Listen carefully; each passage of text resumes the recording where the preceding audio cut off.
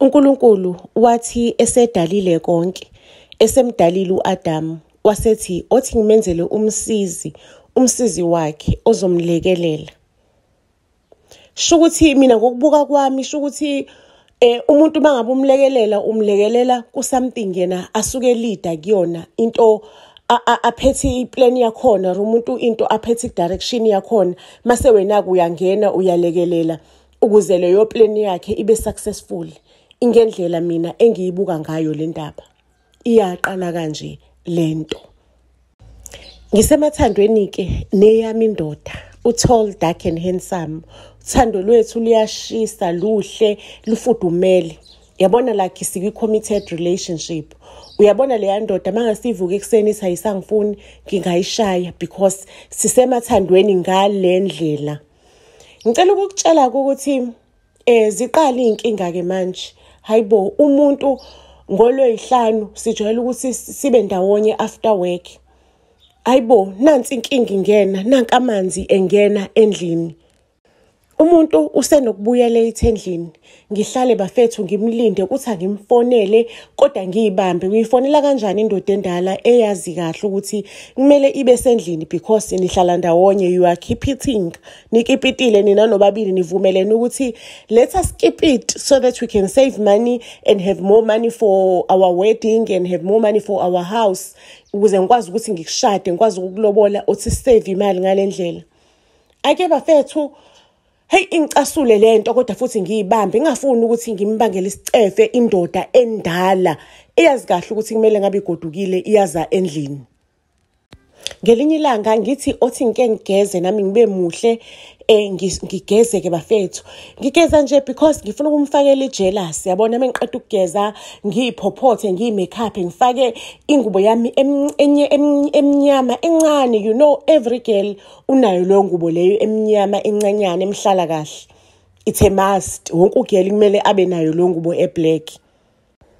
Ngiswekela ukuthi ngifuna ukufaka on my status, ngifuna ukuposta ukuze uGayi abe nomona athi kwenzakalani umuntu wami nangegezile egqoke ingubo emnyama encane kwenzakalani agijime abuye endlini ukuzothola ukuthi kwenzakalani. Ukuthi uGayi ake abuke ngisho nokubuka. Ngicela ukunitshela ke bafethu singahamba kulohlani kunjalo ngaya eofisini. Mengifike eoffice sengiyafika lapha eofisini hayibo kukhala ibhungezi wonke umuntu phela ugodukile wonke umuntu uyodla ulohlanu wonke umuntu uhappy. Ngifike ngiphuza amanzi lapha emsebenzini angazi phela ukuthi ngizofike ngenzeni angazi ngempela. Wena mufika ngolohlanu ebusuku ngo8 emsebenzini what do you do? Ake bafethu mengifika lapha Friday night ngingene ecomputerni ke ngithi at least let me finish my work. Ngingene ngenze umsebenzi wethu weclient shothi lo msebenzi ukwi-Google document mangabe ngi-update le client ile yabona ukuthi ngi-update le ngi-updateile mangabe ngibhizi lana ngithola i-call from uboss wami athi hi nobuhle yazi ngireceive i-call from i-client uthi like he's struggling ungena kwi-document lakhe so ufuna i-print out for i-presentation yakusasa. So manje sibona wena ukuthi u-active ku-Google document wakho. Ngicela ukucheck ukuthi ngabe use-ofisini yini na. Ngimtshela ukuthi yes boss ngise-office ngifike ngihamba ngendlini ngayo freshen up ngase ngiyabuya because next week kunendlela engase ngithathe. So bengithi ngifuna ukuqeda nje lo msebenzi weclient ukuze ngingabanjezelwa yilutho. Ngishabuhlaza manga because bengifuna ukuhlabekisa le ndoda bengifuna ibone ngipostile ngiswenkile masiyagijima izendlini ifike endlini vele ngempela angikho mangabithi iyangibuza ukuthi ngikuphi ngithi hayi besambile nje nama girls sithi nje siyodla intontoni celebrate birthday yabani ngikutshelile nje baby sho ukuthi ingene zokuthi wena uzange endlini bengizokutshela kanjani ungekho endlini bengizokwenza njalo nje ngiphike ngayo ngifuna ukumfakela ijela sencane. Naku ngiyithola ngilapha emsebenzini ngiyasebenza ngoba anginawo nalo ma girls engizophuma kuona because ngangiqolozela indoda ngangifocuse endodeni ngakhohlwa ukuqinisa ubudlelwane nabangani. Ake ubossi angicele lapha efonini athi uzocela ukuthi ngiyiprinte lento ngihambe nge-restaurant eseduzane nase-ofisini uzofonela le ndoda sizohlangana lapho ngimnikeza ama-documents. Lo restaurant ke vele open up until late up until 11 ebusuku. Ngithi okay no problem. Ake bafethu ngingene-ke manje e-restaurant. Mengifika e-restaurant ngihlanganeke naye uBenny lo, umphathi waleyo nkampani. Ngihlangane noBenny ngimnikeze i-document. Ayi uBenny sesihlalele siyaxoxa, usengithengele iphuzo silinde ukudla. Uyangibuza ukuthi umyeni onjani lo odedele unkosikazi wakho ukuthi ngolosihlanu aphume muhle kanje endlini ahamba yosebenza e-ofisini ngolosihlanu. Ngimtshele ukuthi hayi cha inkosi impela mina angishadile. Athi hawu ngibone iringi emnweni wakho. Ngithi hayi iringi lena wayengithembisile umuntu wami ukuthi ngelinye ilanga uyopropose uyohamba yolobola. Wayengithembisile nje before simove in. Athi upho uphi manje umuntu wakho njengamanje. Ngimtshela ukuthi hayi ukuthi inkinga la ikhona sineyinkinga nomuntu wami. Uyalahleka nje ngolosihlanu ngize ngimbone ngomsombuluko.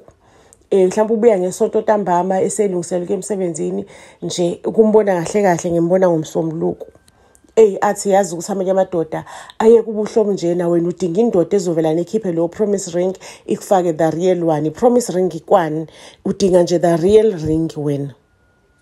Ayi bafethu ngibuyeleke endlini ngijabhile ngize ngikhulumule kwa makeup loyo ngilale indoda dololo ayikaze nje isibuke istatus sami. Ukuthi ibuke zobani istatus ayibonanga nje nokuthi bengibhizi ngani. Ngilala umoya wami ujabhile, inhliziyo yami ijabhile. Ngicela ukunitshela ukuthi uBenny lo uMr Benny angifonele futhi athi ucela ukuthi angibone futhi. Ake ngicela ukunitshela ukuthi uBenny nami kwaqala lapho kudabake engathi khona amanzi la amakhona. Engathi kunenhlasana ekhona phakathi kwami naye uBenny. Ayisiqala indaba yethu siqale slow. Sho ukuthi mina sengilo umuntu esifazane ke ochisayo manje. Ukuthi ike ibone le yami indoda ama signs ukuthi imama ziseliyachitha ke manje yayibhizi kabi ngempilo akazange wabona kwakuyena umuntu ochithayo obhizi. Cela ukunitshela ukuthi uBenny avelane apropose lapho and ngivume iproposal yakhe. Ungiproposa nje ungiproposa in public. Cela ukunitshela ukuthi iproposal yethu yatrenda ngangokuthi yafika endodeni. Indoda igijimela endlini mithola le proposal. Uyangifica lapho ngiyapakisha vele. I am moving out kulomkipito wethu because lo mkipito nje we waste of time. Mina ngabamba le plan yokuthi indoda iphethe iplan yokuthi ifuna shade. Mina ngiyamlekelela njoba together la izinto isheshe akwazi ukusave imali ngoba sebehlala sonke la endlini sikhokha 50-50. Yena ujika lapho uyangijolela uyangichithela ungitreatha kambi. Ngicela ukunitshela ukuthi uBenny kanti wayengadlali ngaleyo proposal yakhe. Wahamba uyokhipha amalobolo ekhaya saze sashada sakha umndeni. Ngicela ukunitshela umgowo leya ndoda i-ex yami eyayidlula kuwona yayigowa i-ex ngalendlela because kwakuvuka nje kuseni uya-posta uyakhala on social media ukuthi usuke ungamboni umuntu oright ubhizi udlala the day akushiya ingalelanga leli uexperience i-heartbreak ngakhona. Ngizoyibeka lapho ke okwanamhlanje indaba yethu iyolala ibonene eyitorini elandelayo. Buzz SA to all social media platforms. Siyanthanda kakhulu.